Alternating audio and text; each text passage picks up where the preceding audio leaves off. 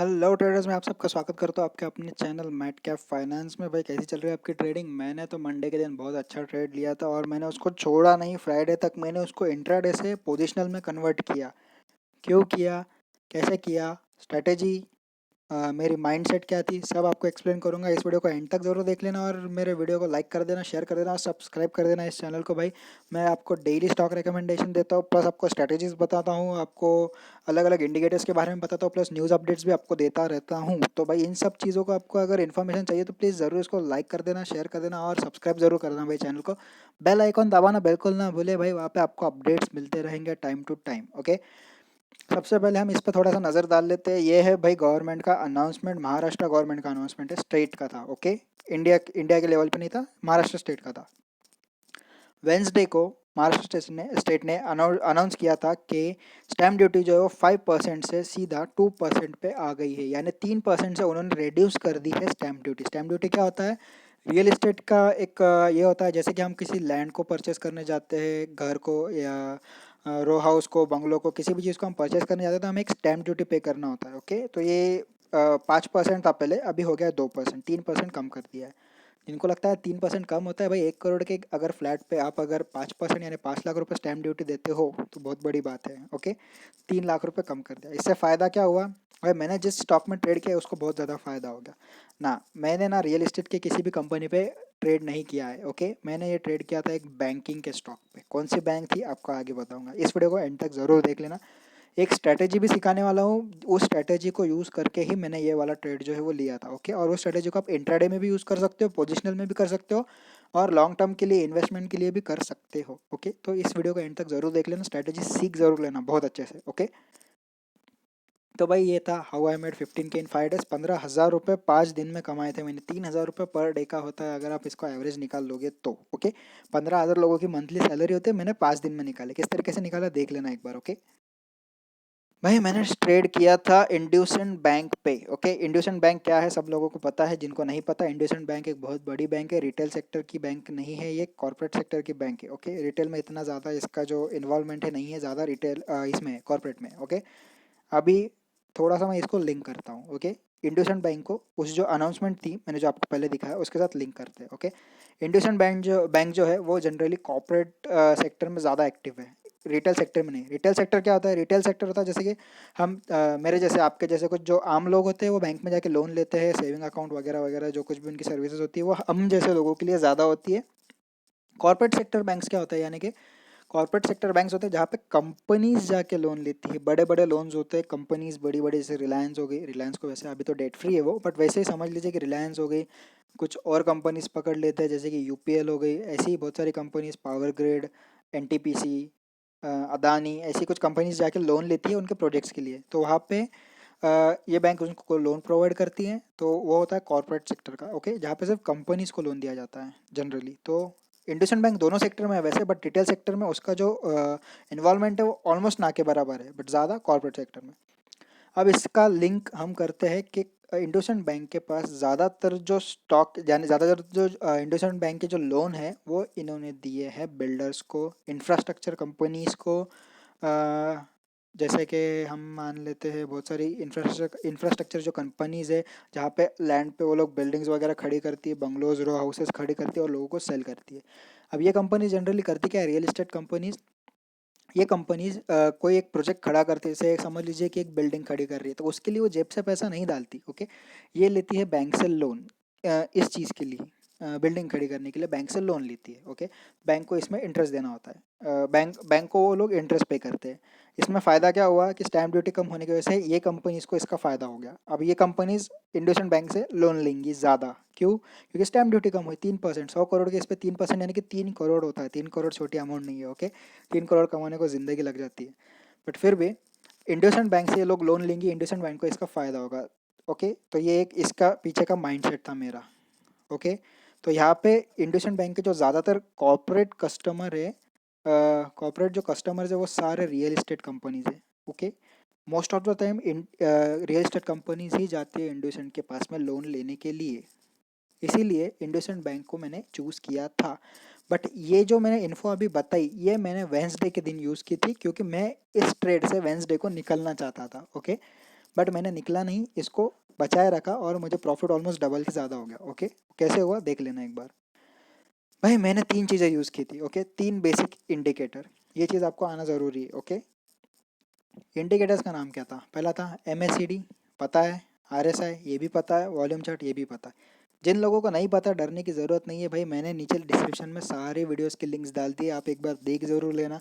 Detail analysis है, ज़्यादा time नहीं लेगा, 10-10 15-15 मिनट की ही वीडियोज़ है। ओके, देखना फिर ही इस वीडियो को देखना है, तो स्ट्रैटेजी आपको समझ में नहीं आने वाली है। ओके, स्ट्रैटेजी समझने के लिए आपको इन वीडियो को देखना ज़रूरी है। ओके, अगर आप ये वीडियो देख रहे हैं तो इसको देखने के बाद ज़रूर ये चीज़ें देख लेना। ओके भाई, हम सीधा सीधा चलते हैं इंडसइंड बैंक के चार्ट पे। ये इंडसइंड बैंक का डेली चार्ट है। ये डेली चार्ट मैंने क्यों लगा आपको दिखा देता हूँ एक बार, क्योंकि ये था support and resistance. Price action मैं यहाँ पे बताने वाला हूँ।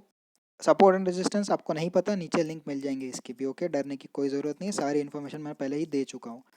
ये था इसका रेजिस्टेंस लेवल, यहाँ पे देख सकते हैं आप लोग। भाई इसने 3 बार जो है यहाँ पे रेजिस्टेंस को टच किया था, जो कहते हैं ना मौत को छू के टक से वापस आ जाना, सेम उसी तरीके से यहाँ पे इसने 3 बार रेजिस्टेंस पे आके इस प्राइस को रिजेक्ट किया था। ओके, वेंसडे के दिन जब अनाउंसमेंट आया, इसने इस रेजिस्टेंस को तोड़ दिया और हाई बना दिया। ओके, इस रेजिस्टेंस को तोड़ के वो ऊपर चला गया। तो ये मेरा था माइंडसेट कि मैंने इस ट्रेड को और आगे कंटिन्यू किया, यहाँ से एग्जिट नहीं किया। देख लेते हैं पहले किस तरीके से मैंने ट्रेड लिया था। भाई यहाँ पे RSI, जिनको RSI नहीं पता नीचे लिंक मिल जाएगा, देख लेना एक बार। RSI जो है यहाँ से इसने बढ़ना शुरू कर दिया था। ओके, RSI देखो यहाँ पे बढ़ना शुरू हो गया है। RSI क्या है? RSI स्ट्रेंथ इंडिकेटर है, स्ट्रेंथ दिखाता है कि ट्रेंड में स्ट्रेंथ कितना है। ओके, यहाँ पे इसने स्ट्रेंथ दिखाना शुरू कर दिया, मैंने ट्रेड फिर भी नहीं लिया। सेकेंड डे का रेड कैंडल देख लेना एक बार यहाँ पे, ये सेकेंड डे का रेड कैंडल, स्टिल मैंने ट्रेंड जो यहाँ पे ट्रेड है मैंने नहीं लिया। थर्ड डे यानी कि मंडे को यहाँ पे स्ट्रेंथ बहुत ज़्यादा बढ़ गया, प्लस एक ग्रीन कैंडल से मुझे कंफर्मेशन मिल गया कि हाँ भाई ट्रेंड कंफर्म है। इतना ही चीज़ नहीं देखा मैंने, इतनी चीज़ देख के जंप नहीं किया, इसके साथ और एक चीज़ कंबाइन किया था। ओके, वो चीज़ थी वॉल्यूम चार्ट। ये देखना एक बार, यहाँ पे सपोर्ट रेजिस्टेंस पता है, सेम उसी तरीके से यहाँ पे जो बार्स है वो एक लेवल में थे, लेकिन इस वाली बार को देख लेना एक बार। ये जो बार्स है ये बढ़ना शुरू हो गई, यानी कि वॉल्यूम में बाइंग आना शुरू हो गई, लोग ज़्यादा वॉल्यूम से इसको बाय करने लगे। सेकंड, मेरे को कंफर्मेशन मिल गया कि मेरे को मंडे को ये ट्रेड लेना है। ओके, मैंने ट्रेड लिया था अराउंड 520 रुपये के आसपास में, मैंने ये ट्रेड जो है वो लिया था। ओके, अराउंड यहाँ पे मैंने ट्रेड लिया होगा। ओके सॉरी, यहाँ पे ट्रेड लिया था। थोड़ा मुश्किल होता है मोबाइल पे बताना, बट थोड़ा समझने का ट्राई कर लेना। थर्ड जो चीज़ मैंने यूज़ की थी MACD, moving average convergence and divergence. भाई जिन लोगों को नहीं पता, MACD बहुत ही इंपॉर्टेंट इंडिकेटर है, आना बहुत ज़्यादा ज़रूरी है। ओके दे दिया था buying signal, but signal clear नहीं था, इसलिए मैं वेट कर रहा था। सेकंड कैंडल सिग्नल थोड़ा सा क्लियर हुआ, स्टिल मैंने ट्रेड में जंप नहीं किया। ये थर्ड वाली जो हमारी मंडे की ग्रीन कैंडल है, यहाँ पे ट्रेंड हो गया कंफर्म। भाई MACD के लाइन में बढ़ गया था गैप। अब भाई मैंने पहले बताया कि जितना ज़्यादा गैप होगा उतना ज़्यादा स्ट्रॉन्ग जो है वो ट्रेंड जो है उतना ज़्यादा स्ट्रॉन्ग रहेगा। ओके, यहाँ पे अप ट्रेंड था तो यहाँ पे MACD ने गैप ज़्यादा बना दिया लाइन में, उतना ज़्यादा अप ट्रेंड। आप जैसे देख सकते हैं यहाँ पे देखिए बहुत ही ज़्यादा बड़ा वाला गैप है। ओके, मंडे को खुलने के बाद क्या होगा ये मैं नहीं बोल सकता, लेकिन अभी के लिए इस वीडियो को, इस स्ट्रैटेजी को समझने के लिए यहाँ पे देख लेना, बहुत बड़ा गैप है, यहाँ पे बहुत स्ट्रॉन्ग ट्रेंड जो है उसने दिखा दिया है। ओके, अब तीनों को एक बार कंबाइन करके दिखा देता हूँ आपको।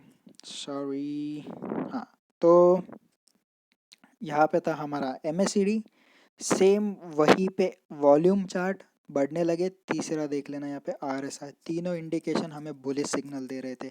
इससे ज़्यादा हमें क्या चाहिए यार, तीनों चीज़ों ने हमें एकदम सिग्नल दे दिया, भाई जा तो बाय कर, ऐश कर पैसों के साथ। ओके, यहाँ पे मैंने ले लिया इसको, परचेस कर लिया मंडे को। अब हुआ क्या, ट्यूसडे को मुझे इसको सेल करना था। ओके, कि मंडे को ये ऑल टाइम उसका जो मूवमेंट था बहुत ज़्यादा बुलिश था, ऑलमोस्ट 6% के आसपास से बढ़ चुका था। ट्यूसडे को मुझे यहाँ से एग्जिट करना था। क्यों? क्योंकि मैंने इसको रखा था ट्यूसडे को गैप अप ओपनिंग होने वाला था, ये मेरा मानना था, और गैप अप ओपनिंग हुआ। क्योंकि यहाँ पे मंडे की जिनकी जो रैली थी, जो फ्लो था मंडे का अपसाइड था, तो फ्लो मैंने इसके पहले भी बताया लास्ट वीडियो में, फ्लो अपसाइड था, तो फ्लो के साथ जाना सीखो। ओके, फ्लो के अगेंस्ट मत जाना। ओके, फ्लो के साथ जाओगे। फ्लो अपसाइड था, मैंने अपसाइड का ही ट्रेड लेके रखा था, इसलिए मैंने उसको कन्वर्ट कर दिया MIS CNC में, इंट्राडे से डिलीवरी में। ट्यूसडे को मैं एग्जिट करना था, ट्यूसडे को मेरे को लगा 2 से 3% बढ़ के पैसा निकाल लूंगा। ट्यूसडे को देखा ट्रेंड बहुत ज़्यादा सॉलिड स्ट्रांग था। ओके, ऊपर जाके ट्रेंड फिर से नीचे आ गया। मैंने एग्जिट नहीं किया क्योंकि मार्केट बंद हो चुकी थी। वेंसडे को मेरा टारगेट था भाई पहले इस ट्रेड से निकलो क्योंकि अब लॉस हो सकता है, बट मैं नहीं निकला। क्यों नहीं निकला? सबसे पहली चीज़ गवर्नमेंट का न्यूज़ आ गया, दूसरी चीज़ यहाँ से इसने ब्रेकआउट दिया, तीसरी चीज़ यहाँ पे जो वॉल्यूम्स थे ना, ये थर्ड कैंडल से देख लेना आप एक बार। यहाँ पे वॉल्यूम्स जो नॉर्मल से भी ज़्यादा आने लगे, एमएसीडी का गैप भी ज़्यादा बढ़ गया, आरएसआई ऑलमोस्ट 80 के रेंज के आसपास आ गया था। तीनों चीज़ों ने एकदम स्ट्रांगली बुलिश सिग्नल दे दिया था मुझे, मैंने इसीलिए इसको होल्ड करके रख लिया। अभी अब मैं इसको एक बार वर्टिकल में दिखा देता हूँ, यहाँ पे जो सिग्नल्स आपको क्लियर दिखेंगे, ये देख लेना। यहाँ पे मैंने इस ट्रेड को ले लिया। अब हुआ क्या, मैंने 20 रुपीज़ का स्टॉप लॉस लगा के चल रहा था, ओके, क्योंकि मैं थोड़ा सा सेफ रहना चाहता था इसमें। क्योंकि इंडसइंड बैंक जो है हाई बेटा स्टॉक है, बहुत ज़्यादा वॉलेटाइल होता है। बढ़ता है तो 20-25 रुपये से आराम से बढ़ जाता है, गिरता है तो 20-25 रुपये से गिर जाता है। तो मैंने 20 का यहाँ पे स्टॉप लॉस लगा दिया था। ओके, तो ये स्टॉक गया 688 रुपीज़, मैंने 20 का स्टॉप लॉस लगाया।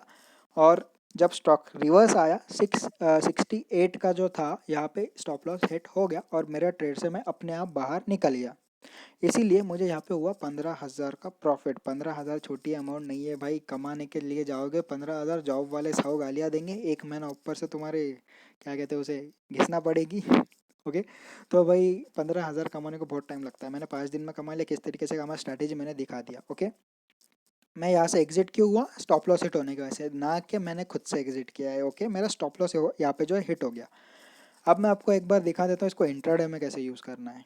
भाई ये यूपीएल का चार्ट है। ओके, इंट्राडे चार्ट है, 15 मिनट का मैंने टाइम फ्रेम यहाँ पे लगाया है। अब आपको देखना है तीनों इंडिकेटर, फिर से स्टार्टिंग से दिखा रहा हूँ, यहाँ पे देख लेना। सुबह मार्केट खुला, एमएससीडी ने बाय का सिग्नल दे दिया। बाय का सिग्नल कहाँ पे दिया इसने, ऑलमोस्ट 500 के रेंज में। गया कितना ऊपर, 521 के रेंज में। ओके, ऑलमोस्ट 21 रुपये का प्रॉफिट इसने दिया है। बट हम लोग सेफ ट्रेडर है, हम लोग ऐसे ही ट्रेड नहीं करते। ओके, यहाँ पे था कंसोलिडेशन, यहाँ पे देख लेना एक बार, एमएससीडी कंसोलिडेट हो रहा है, क्लियर बाइंग सिग्नल नहीं है। बट फिर भी इसमें हम प्राइस एक्शन थोड़ा सा ऐड कर देंगे। Marubozu bullish candle. Okay, marubozu bullish candle, इतना बड़ा माराबोजू कैंडल बना है, देखो यहाँ पे इतना ज़्यादा बड़ा है कि आपको यहाँ पे 7 रुपीज़ का तो आराम से डिफरेंस दिखेगा। 7 रुपीज़ तक का माराबोजू कैंडल आपको और एक बुलिश सिग्नल मिल गया। एंड होते होते भी इसने बुलिश सिग्नल दे दिया, बट हम यहाँ पे सीख रहे हैं स्ट्रेटेजी। ओके, प्राइस एक्शन सामने रखते हैं, तीनों इंडिकेटर्स को समझ लेते हैं। यहाँ पे bullish signal, consolidation. Okay, consolidation, यहाँ पे हमें कुछ नहीं करना था, हम इसको यहाँ पे बाय करना था। सिंपल, जब यहाँ पे कंसोलिडेशन में आ गया हमें यहाँ पे सेल करना था। ऑलमोस्ट 20 रुपये 15 रुपये तक का आप यहाँ पे प्रॉफिट पकड़ के चल लेना। 15 रुपये का प्रॉफिट 1 डे में। ओके, 500 का 1 टक्का होता है 5 रुपया। ओके, 3 टक्का रिटर्न, 3 टक्का एक दिन का रिटर्न, कम नहीं है, बहुत ज़्यादा है। ओके, 12 बजे से पहले, मतलब 9 बजे खुलता है, 12 बजे 3 घंटे में आपको 3 टक्का रिटर्न मिल रहा है, कम नहीं है। साल में 5 टक्का मिलता है, 3 टक्का 3 घंटे। चलो हम यहाँ पे और एक कंफर्मेशन ले लेते हैं, volume chart. Okay, normal trading range था इसका। ओके, पहले से लेके अभी तक देख लेना, बट यहाँ पे बड़े बड़े वॉल्यूम कैंडल्स, वॉल्यूम के जो बार्स है वो बढ़ने लगे। ओके, तो यहाँ से हमें मिल गया कि वॉल्यूम में बाइंग होना यहाँ पे शुरू हो गया है। सेकेंड चीज़, वॉल्यूम यहाँ पे बहुत ज़्यादा बढ़ गया था। सेकेंड कंफर्मेशन, थर्ड कंफर्मेशन देख लेते हैं। आरएसआई लीडिंग इंडिकेटर, पहले ही बताना शुरू कर दिया था कि देखो स्ट्रेंथ बढ़ना शुरू हो गया है। यहाँ पे हमें सीधा आंख बंद करके बाय करना था। ओके, उसने हमें बाइंग का सिग्नल दिया है, प्लस भाई यहाँ पे यूपीएल था। जो फर्स्ट डे उसने बढ़ा था कुछ 3 टक्का बढ़ा, 5 टक्का बढ़ा, 3 टक्का बढ़ा, 5 टक्का बढ़ा। इसमें मोमेंट तो कंटिन्यूसली आ रहा था, अप ट्रेंड था, भले ही थोड़ा कम था लेकिन अप ट्रेंड ज़रूर था। थोड़ा सा यहाँ पे करेक्शन किया, कोई भी स्टॉक जो है वो करेक्ट करता है अप ट्रेंड आने के पहले, डायरेक्टली अप ट्रेंड में नहीं जाता। ओके, सेकेंड चीज़, तीनों इंडिकेटर्स ने बाइंग सिग्नल दे दिया, हमें सीधा ट्रेड में जंप करना है, बाय करना था। तो भाई ये थी यूपीएल की स्ट्रैटेजी। तीनों स्ट्रैटेजी को साथ में कंबाइन करके एक बार फिर से दिखा देता हूँ आपको। मंडे को कैंडल बना, आरएसआई ने स्ट्रेंथ दिखाया, एमएसीडी ने बाइंग सिग्नल दे दिया, यहाँ पे वॉल्यूम्स बढ़ना शुरू हो गए। तीनों हमारी मेन चीज़ें, स्ट्रेंथ, बाइंग सिग्नल, वॉल्यूम्स, तीनों हमारे फेवर में थी। बाय करना यहाँ पे मस्ट था। ओके, बाय करोगे भाई आपको 3 टक्के का प्रॉफिट होगा। 3 टक्का कम नहीं होता, जैसे मैंने कहा साल का 5 टक्का मिलता है बैंक में। एक बार वर्टिकल में आपको दिखा है, जिन लोगों को वहाँ पे नहीं दिखा होगा उसके लिए भाई फिर से एक बार स्ट्रेंथ दिखाया, बुलिश क्रॉस ओवर यानी कि अप साइड गया, यहाँ पे वॉल्यूम बढ़ा, तीनों चीज़ें हमारे फेवर में है। ओके, यहाँ पे हमें बाय करना था। सिंपल शॉर्ट सेल के लिए भी हमें सेम चीज़ें यूज़ करना होती है, बस यहाँ पे चीज़ें उल्टी होगी, आरएसआई नीचे आएगा, एमएससीडी भी नीचे आएगा, वॉल्यूम्स कम होएंगे या फिर रेड बार्स बनना शुरू हो जाएंगे। ओके, यही चीज़ होती है। इससे आप इंट्राडे में भी प्रॉफिट कमा सकते हो। 3% इंट्राडे में बहुत बड़ी बात होती है। 1 से 1.5% नॉर्मल होता है, 3%, 2% अच्छा प्रॉफिट होता है। ओके, 10% एक दिन में कभी नहीं मिलता। ओके, वहाँ पे कभी जाओगे तो बहुत ज़्यादा रिस्क रहेगा, पूरा लॉस करके बैठ जाओगे। 3% का टारगेट रखना, 3% का जो है अपना टारगेट रख के चलो, आपको प्रॉफिट होना कन्फर्म है। ओके, 36 नहीं है, 3 है। ओके, ये हो जाता है मोबाइल पे। ओके, 3% का टारगेट, 2%, 3% का टारगेट रख के चलना, स्टॉप लॉस मेंटेन करते हुए। ओके, तो भाई आज के लिए बस इतना ही। इस वीडियो को लाइक भी कर दो, शेयर भी कर दो, और मेरे चैनल को सब्सक्राइब भी कर दो, और अपने भाई दोस्तों को, फैमिली मेम्बर्स को भी दिखा देना। ये वीडियो बहुत ही स्ट्रॉन्ग स्ट्रेटेजी है, आप लोग यूज़ ज़रूर करना इसको।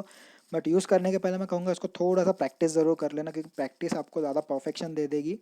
ओके, मैंने प्रैक्टिस बहुत अच्छे से की है, मैं एक एक्सपीरियंस ट्रेडर हूँ, इसलिए मुझे ये सब आता है।